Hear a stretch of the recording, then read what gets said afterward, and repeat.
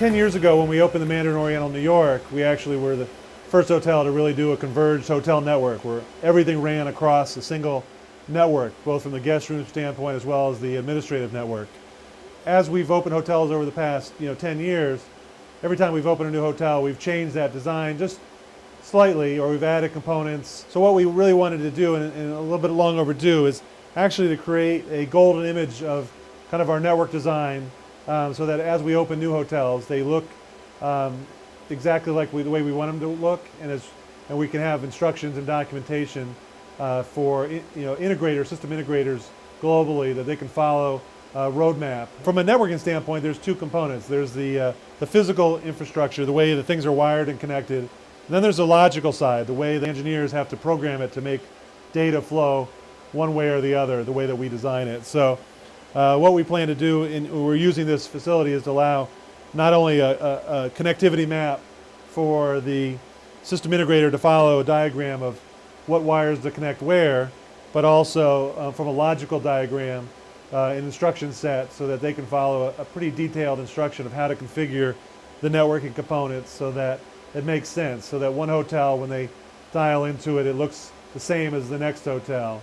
And we plan to use this not only for new hotels that we open, but also to go back to existing properties and see how far off they are from this design, and create a plan to get them all pretty much lined up with this design format. And so what we have here is we actually have the same exact componentry in a typical hotel. So even though it's oversized for a lab environment, it is the exact model and equipment that we currently place in a hotel. And so we have our core network switch, which is really the heart of all the networking. Everything passes through that switch, and we have redundant models of that. So in a typical hotel, you'd have two of them in case you had a failure of a hardware. We also have our firewalls, both for the guest side as well as the administrative side.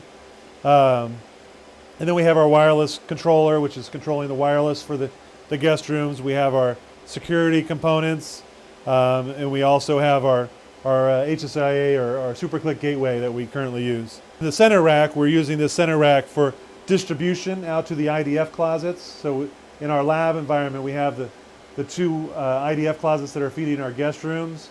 We also have an administrative IDF that's feeding our lab testing facility, where the applications test folks are down. They're actually connected to that and operating like the hotel staff would. They're connected, their PCs and laptops are connected to that, which is connected to our servers that are running all of our Springer Miller testing and other application testing. They're actually running that in a real hotel environment. So, and then we also have at the bottom, we have our GPON network distribution. So it comes out of the core switch, goes into the fiber distribution path, and goes up to the guest room floors for that GPON distribution out to the guest room floors, the network. So this is really the golden image for our hotels. We plan to, our next openings, to follow this in a cookie cutter fashion. And then as we add new functionality, like we've just recently done the addition of TrustWave as our security monitoring and management, obviously we've put it in here to get it up and running in our hotel, our lab hotel, and then follow that by deploying it out to our hotel. So we put it in here first, we test it to make sure that we know how it works and how it should work, and then we follow suit with going out and making sure that the hotels install it in a similar fashion.